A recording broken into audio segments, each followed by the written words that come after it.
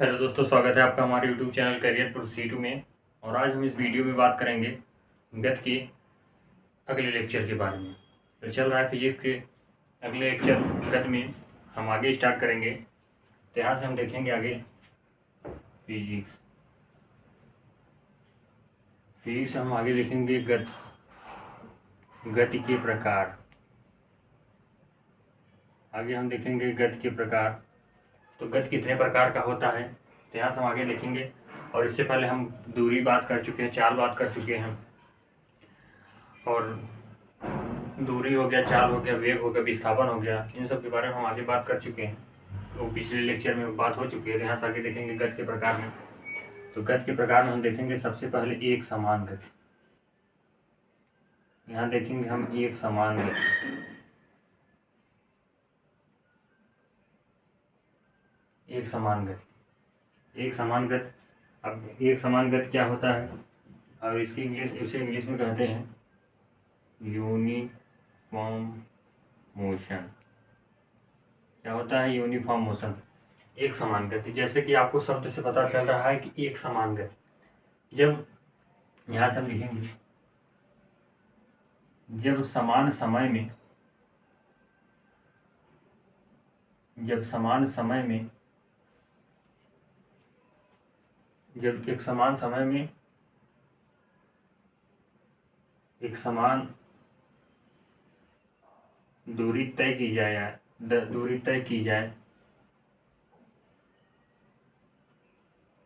समान समय में एक समान दूरी तय की जाए तो उसे एक समान चाल कहते हैं। उसे एक समान चाल या गति कहते हैं।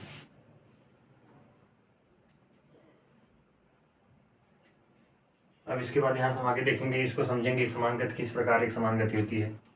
एक समान समय में जैसे कि हमें यहाँ से यहाँ तक जाना हुआ तो हम यहाँ से हमारी स्पीड रही 5 किलोमीटर या 5 मीटर पर सेकेंड। आपको पता है कि चाल का मात्रक होता है 5 मीटर पर सेकेंड।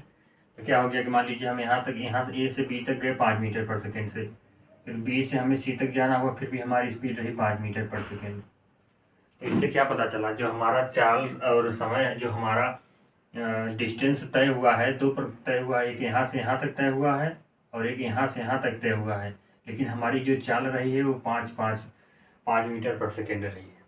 तो आपको यहाँ से समझ में आ गया होगा अच्छे से कि एक समान गति क्या होती है। फिर आगे भी आपकी गति यही रहती है 5 मीटर पर सेकेंड। तो आप इससे क्या समझ जाएंगे एक समान गति क्या होती है। एक समान गति के बाद यहाँ से हम आगे देखेंगे, एक समान गति के बाद हम देखेंगे असमान गति, जिसे हम इंग्लिश में कहते हैं नॉन यूनिफॉर्म मोशन। यहाँ से हम आगे बात करेंगे असमान गति आगे देखेंगे हम। यहाँ से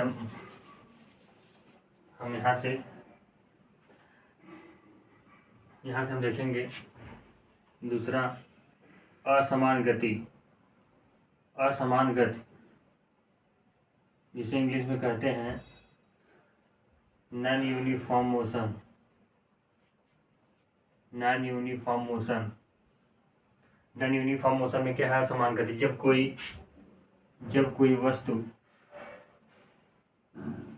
कोई वस्तु असमान समय में असमान दूरी तय करे, असमान समय में असमान दूरी तय करे, उसे असमान चाल या असमान गति कहते हैं। उसे असमान गति कहते हैं। अब असमान गति हम आगे समझेंगे। असमान गति किस प्रकार, जैसे मान लीजिए ए से बी तक हमें जाना हुआ, यहाँ हमारी स्पीड रही 5 मीटर पर सेकेंड। फिर हमें बी से सी तक जाना हुआ तो यहाँ से हमारी स्पीड हो गई 4 मीटर पर सेकेंड। फिर हमें यहाँ से सी से डी जाना हुआ तो हमारी स्पीड हो गई 2 मीटर पर सेकेंड। फिर डी से ई तक जाना हुआ तो हो गई 8 मीटर पर सेकेंड। तो इस प्रकार क्या पता चल रहा है कि देखिए यहाँ से आपको ए से बी तक जाने में आपकी स्पीड दूसरी रही। फिर यहाँ पे आप देखिए 4 मीटर पर सेकेंड हो गया। फिर यहाँ पे देखिए 2 मीटर हो गया। यहाँ देखिए 8 मीटर पर सेकेंड हो गया। इस प्रकार आप समझ जाएंगे कि असमान गति क्या होती है, समान गति। अब इसके बाद यहाँ से हम आगे देखेंगे, अब यहाँ से हम आगे देखेंगे औसत चाल।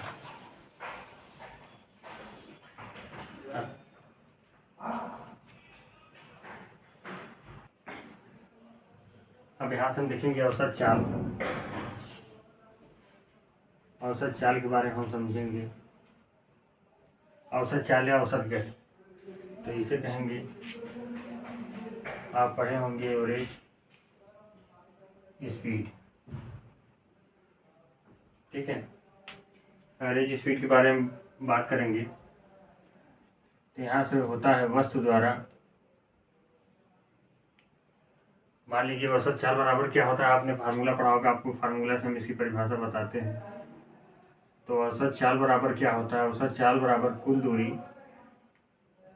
औसत चाल बराबर होता है कुल दूरी बटे कुल समय। औसत चाल बराबर कुल दूरी बटे कुल समय। यहाँ से आप इसका परिभाषा बनाएंगे, औसत वस्तु द्वारा, औसत वस्तु द्वारा तय की गई कुल दूरी, और वस्तु द्वारा तय की गई कुल दूरी, वस्तु द्वारा तय की गई कुल दूरी, वस्तु द्वारा तय की गई कुल दूरी तथा कुल समय के अनुपात को, कुल समय के अनुपात को औसत चाल कहते हैं। औसत चाल कहते हैं। अब इसके बाद हम आगे बात करेंगे औसत चाल हो क्या। इसका फार्मूला भी हमने लिख लिया, औसत चाल बराबर कुल दूरी बटे कुल समय। अब इसके बाद यहाँ से हम आगे चलेंगे, औसत चाल के बाद हम यहाँ से आगे चलेंगे तो तात्कालिक वेग पढ़ेंगे हम आगे। यहाँ लिखेंगे तात्कालिक वेग,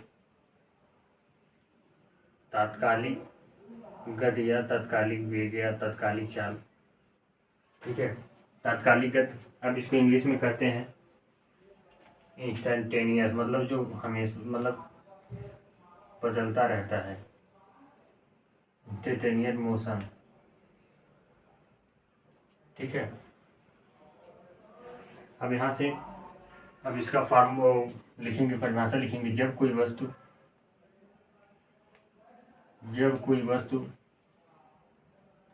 परिवर्तनशील, जब कोई वस्तु परिवर्तनशील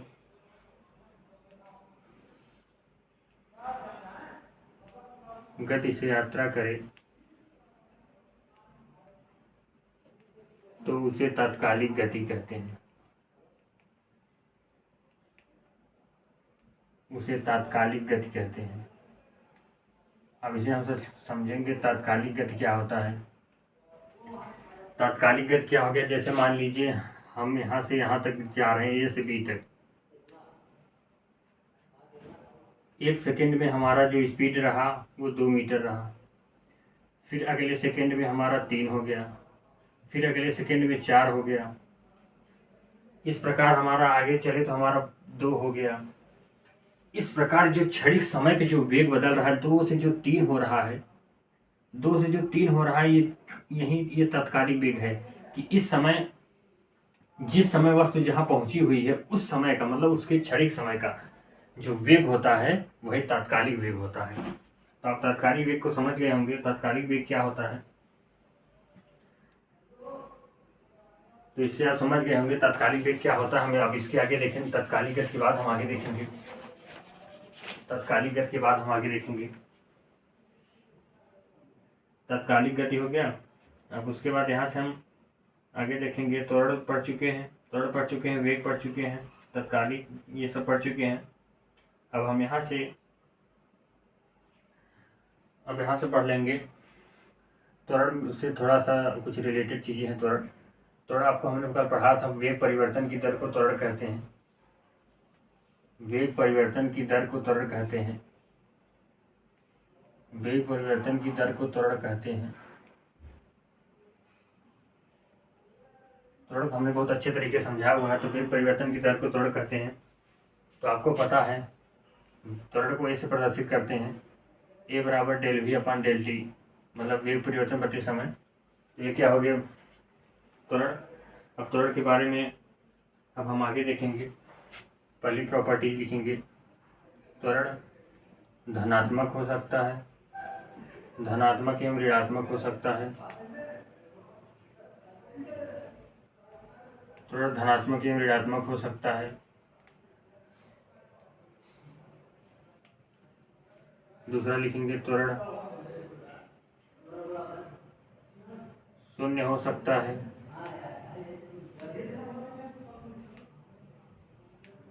और उसके बाद हम यहाँ देखेंगे, त्वरण धनात्मक ऋणात्मक हो सकता है, त्वरण शून्य हो सकता है।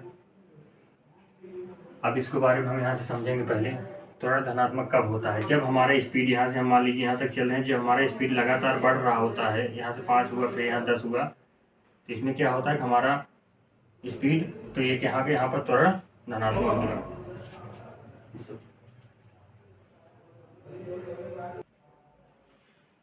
अब इसके बाद हम यहाँ से आगे देखेंगे ऋणात्मक त्वरण कब होगा। तो यहाँ से आप समझ गए होंगे, जब त्वरण का मान यहाँ से 5 है, फिर यहाँ से पहले मान लीजिए 10 मीटर पर सेकेंड है, और यहाँ पर फिर 5 मीटर पर सेकेंड हो जा रहा है, और फिर आगे चल के और कम हो जा रहा है, 2 मीटर पर सेकेंड हो जा रहा है, तो ये क्या हो जाएगा, त्वरण का मान ऋणात्मक हो जाएगा। तो इसे क्या कहेंगे, ये ऋणात्मक त्वरण है। अब उसके बाद त्वरण शून्य कब हो सकता है, इसके लिए देखेंगे। जब कोई वस्तु यहाँ से जा रही हो और यहाँ पर भी उसका वेग समान हो, यहाँ भी 5 मीटर पर सेकेंड, यहाँ पे 5 मीटर पर सेकेंड, जब दोनों वेग समान हो तो यहाँ पे त्वरण शून्य होगा। तो अब ये चीज़ें हम अच्छे से और समझाएंगे कि कैसे ऋणात्मक और धनात्मक होता है। तो देखिए, हम जानते हैं त्वरण बराबर क्या होता है, त्वरण बराबर वेग परिवर्तन बटे समय। ठीक है, तो मान लीजिए हमारा वेग है यहाँ पर 10 मान लीजिए, और टाइम है 2, यहाँ पर कितना आ गया 5। ठीक है, फिर हमारा वेग इसके बाद यहाँ रहा 15 हो गया, और समय मान लीजिए 3 हो गया, तो यहाँ पर आ रहा है 5। ठीक है, तो आपका प्लस में आ रहा है मान लीजिए, और यहाँ मान लीजिए 15 क्या 45 मान लीजिए, मान लीजिए यहाँ पर 10 मीटर पर सेकेंड, यहाँ 45 मीटर, तो यहाँ कितना आ गया 15, यहाँ प्लस कितना हो गया 10। ठीक है, फिर मान लीजिए आपका वेग हो गया 30, फिर आपका समय मान लीजिए हो गया 5 मिनट 5 सेकेंड मान लीजिए, तो यहाँ पे आपका वेग आ गया 6। तो मान लीजिए फिर यहाँ से देखिए आपका क्या हो गया, कम हो गया। पहले आपका वेग था 5, त्वरण था 5, फिर 15 हुआ, फिर 6 हो गया, तो क्या हुआ, ये क्या हो गया, ऋणात्मक त्वरण हो गया। क्या हो गया, ऋणात्मक हो गया। ठीक है, ये ऋणात्मक त्वरण हो गया। जब देखिए इसमें क्या है कि आपका वेग कम हो रहा है ना, यहाँ से आप जैसे 10 मीटर पर सेकेंड से जा रहे थे, फिर 45 मीटर पर सेकेंड गए, फिर 30 मीटर पर सेकेंड जाने लगे, तो आपका वेग क्या हुआ, वेग जब घटता है तो त्वरण ऋणात्मक होता है, जब वेग बढ़ता है तो धनात्मक होता है। और आप याद रखिए, जब समान वेग रहता है तो त्वरण शून्य रहता है। तो आपको हम न्यूमेरिकल के माध्यम से इसमें बताएंगे, जब आपको न्यूमेरिकल कराएंगे तो उसमें क्वेश्चन में दिया रहता है, तो आपको हम अच्छे से समझा देंगे, वैसे भी समझ में आ गया होगा। अब उसके बाद यहाँ से हम देखिए वीडियो को एंड करते हैं, और उसके बाद हम कल आगे इसके बारे में बात करेंगे। तो आपको यह वीडियो कैसी लगी कमेंट बॉक्स में ज़रूर बताइएगा, और वीडियो को ज़्यादा से ज़्यादा शेयर करिएगा, अपने दोस्तों के साथ शेयर करिए, और ज़्यादा से ज़्यादा बच्चों को जोड़िए। यहाँ से छोटे छोटे कॉन्सेप्टों को लीजिए और परीक्षा में अच्छे अंक स्कोर करिए। तो आपको यह वीडियो जैसी भी लगी हो कमेंट बॉक्स में कमेंट करिएगा। चैनल को सब्सक्राइब कर लीजिए, बेल आइकन को भी प्रेस कर लीजिए। तो वीडियो को एंड करते हैं। जय हिंद, जय भारत।